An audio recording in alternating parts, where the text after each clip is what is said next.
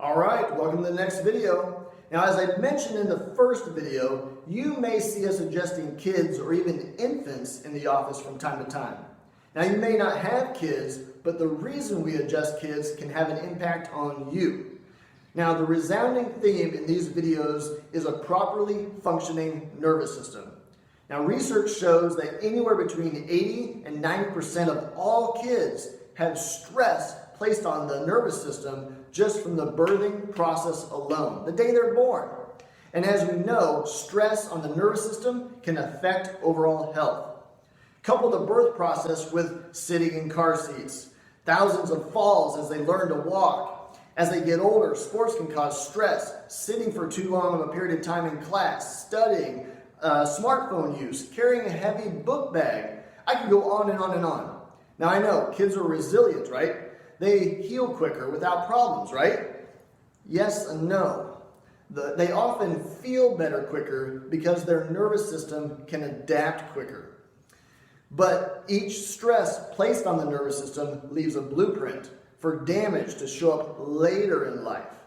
Just think about what brought you into the office, and if we took x-rays, what your spine looked like on them. It took time to get that way. Oftentimes, it's the repeated stress that leads to a final breakdown.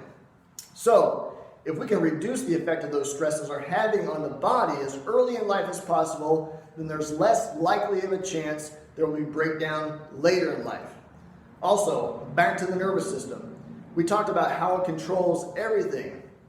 We see a lot of kids in here with ear infections, colic, asthma, allergies, constipation, and other digestive issues, and so much more. Notice that those are not typical pain-related symptoms, such as back and neck pain.